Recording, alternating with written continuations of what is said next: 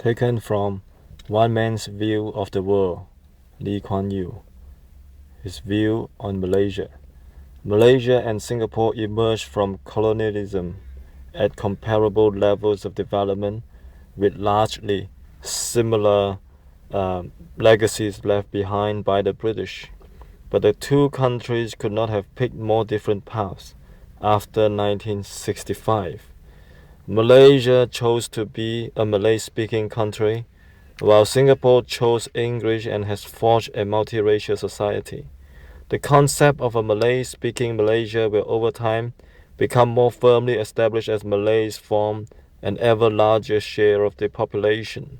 For nearly 2 years, when Singapore was part of Malaysia, I did my best to confront the race issue by leading others in a coalition that stood for a Malaysian Malaysia, but the opposition to our efforts was violent, sometimes literally so. It culminated in Singapore having to walk away from the Federation on 9th November 1965. Those from my generation had always believed that Singapore and Malaya were one. The British kept us as a separate colony after the war, and we fought for a merger. The leaders of Malaya did not want us initially because of the large number of Chinese in Singapore would have upset the overall racial mix.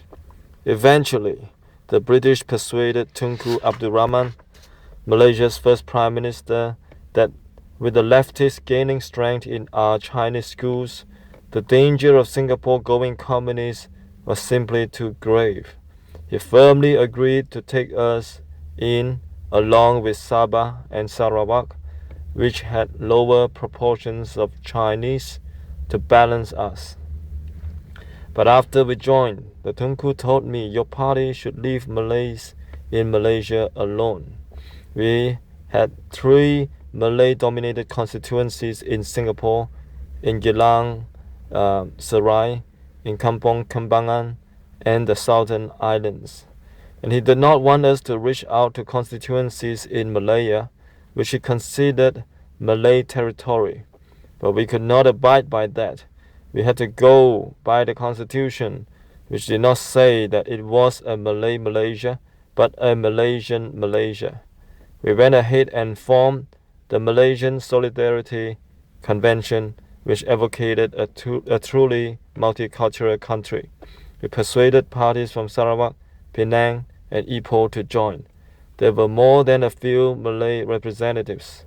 As the convention gathered strength, the Tunku got upset, and we were told that Singapore had to leave Malaysia, or there would be bloodshed. Some within my cabinet were opposed to leaving Malaysia, most notably Toh Chin Chai, the Deputy Prime Minister. Toh was born in Ipoh, and for him, it went against the grain to get out.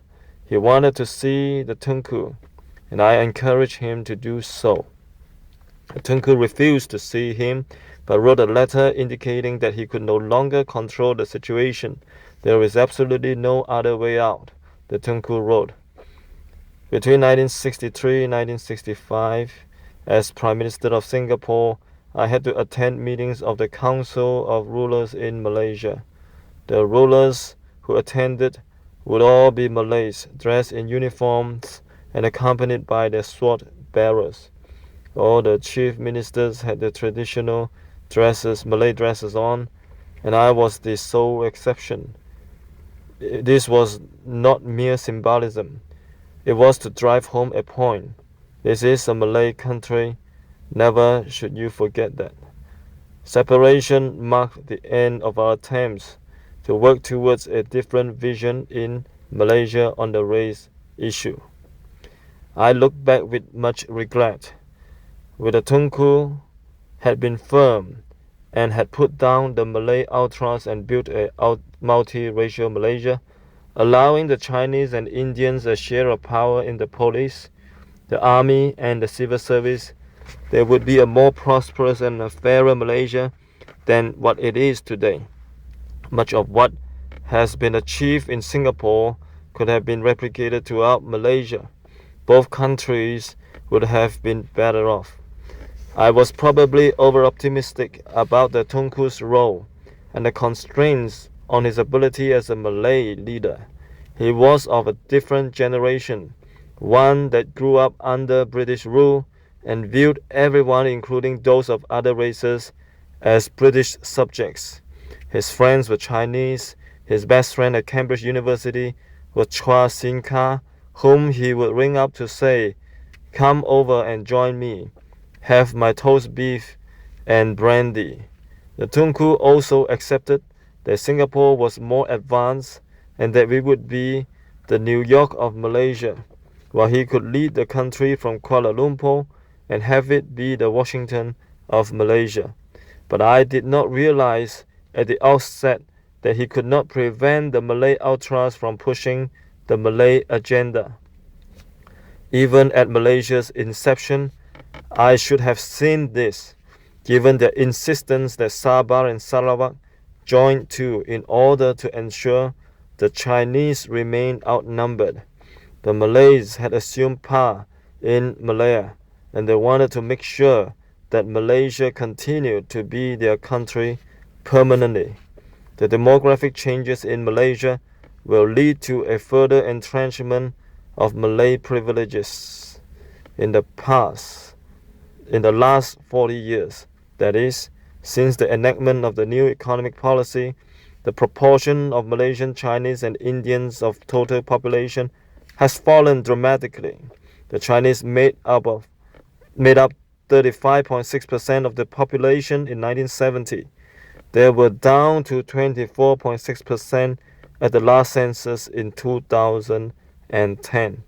Over the same period, the Indian numbers fell from 10.8% to 7.3%.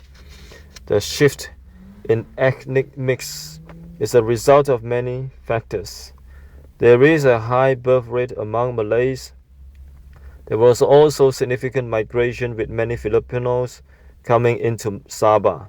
The government was later accused of granting citizenship en masse, an issue that has become the subject of an inquiry. And many Chinese and Indians chose to leave. Those who were well educated, in particular, often hear their parents tell them, "Here's your passport to a foreign university. Don't come back." 40% of our migrants are from Malaysia. Those with the means to do so leave for countries farther afield. In the early days, Taiwan was a popular destination among the Chinese educated. In recent years, Malaysian, Chinese, and Indians have been settling in Europe, America, and Australia. Some have done very well for themselves, such as Penny Wong, Australia's current finance minister. Among those who have chosen to remain in Malaysia, some lack the means to leave, and others are making a good living through business, despite the discriminatory policies. Many in this later class partner with Malays who have connections.